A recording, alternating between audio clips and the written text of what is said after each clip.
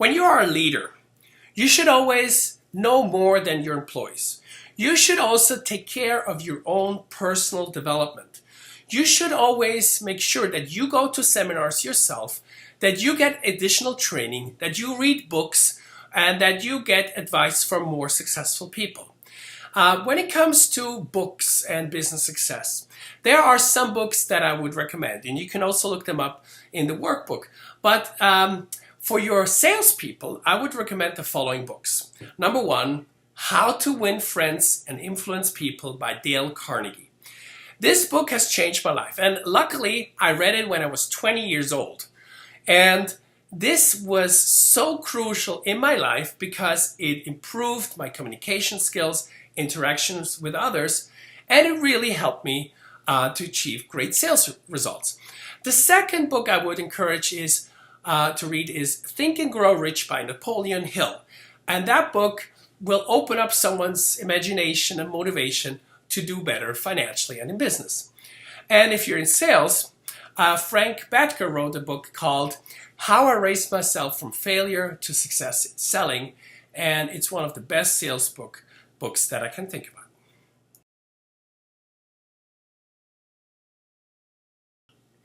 There are 4 different types of personalities, and I have 4 categories in colors. So we have the red type, and the red type is the impulsive type, the dominant type, the person who's maybe more emotional or impatient, loud and dynamic, conflict ready, okay?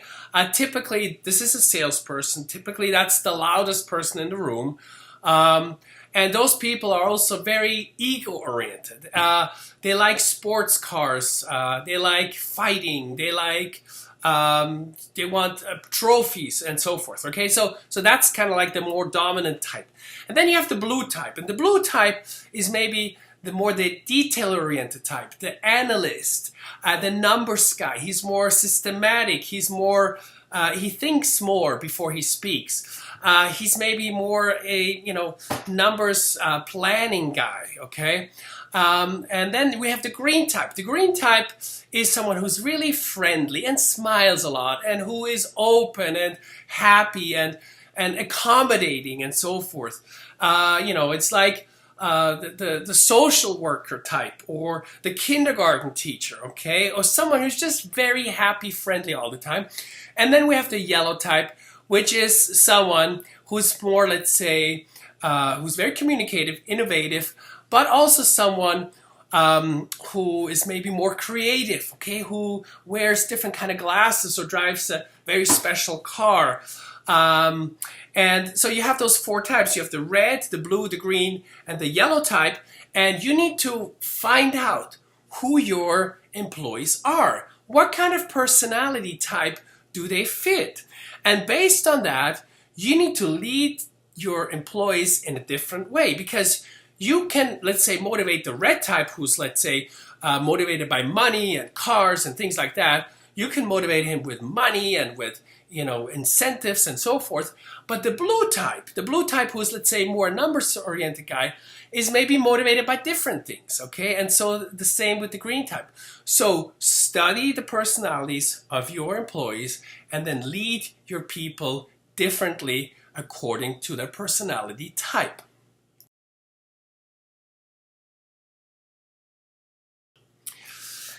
About 20 years ago, Daniel Goleman came out with a book called Emotional Intelligence. And it was a game changer because emotional intelligence is the #1 skill that a leader needs to possess in order to lead an organization. You can be intelligent, you can have a high IQ, but you can be a jerk or you can be antisocial. And if you have those kind of qualities, usually you're not going to be successful as a leader. A successful leader has a high EQ, so emotional intelligence, and he focuses on the relationship with his people. And the better the relationship with his people is, the more he can influence them and the better they will perform.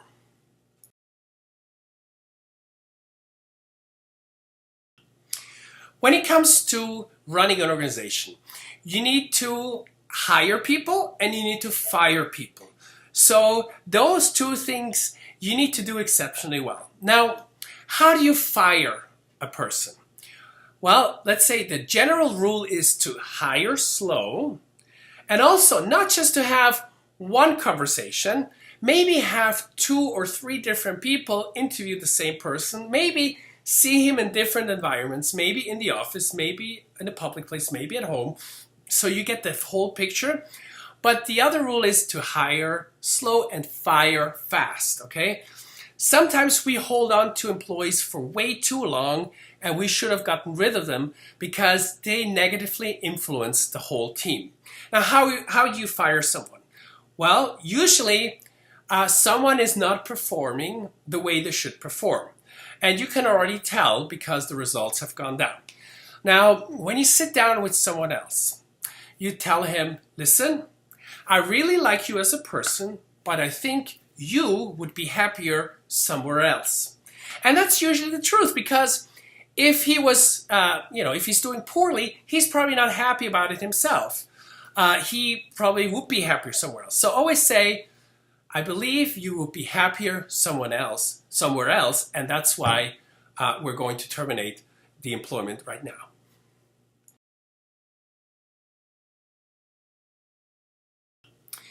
Remember, your time as a manager is extremely valuable, okay? I remember my boss, when I was in a sales organization, when I had, hour-long meetings and things like that, but they were very effective. So sometimes, after 5 minutes, after we talked about the main point, he kind of kicked me out of the office because he wanted to achieve his goals. And that's how you should lead, okay? So you can always be available for your people, but you also don't spend too much time socializing about useless things, and then you lose valuable time that you could use to, do other things. But then there's another rule that I also want to mention. It's called nothing is so urgent that it cannot wait 24 hours, okay?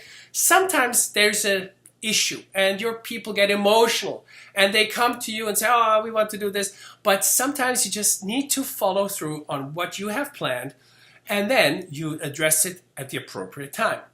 When it comes to, let's say, urgent or important things, there are 4 main groups. Number 1, there are things that are very important and they're urgent, and those must be dealt with immediately.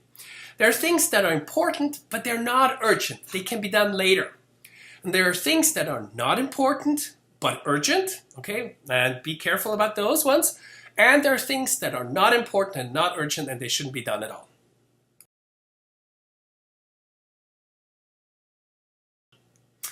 Leadership cannot really be taught. It can only be learned.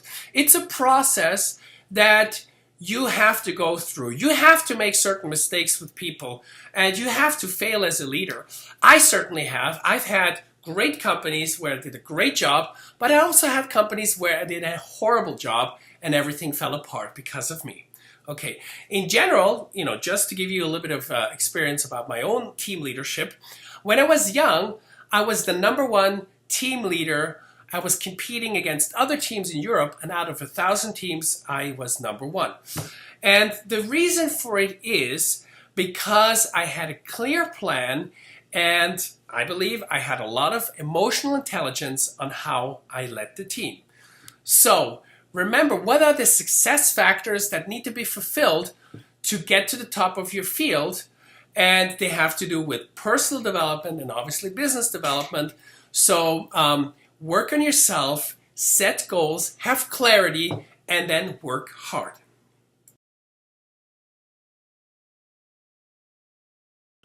When it comes to recruiting people, always recruit people who are smarter or better than you are, okay? Sometimes you say, oh, that's not possible because I'm so smart. But no. Don't be afraid of hiring smarter people, people that are better or smarter than you. Okay, for example, Ford, who ran the successful auto company, he hired a lot of people or specialists who were the best in their fields, and he used their knowledge and their expertise to build this successful brand. So he was just able to get those people together, but maybe he wasn't all that particularly smart, but he surrounded himself with smart people, and because of that, the organization was very successful.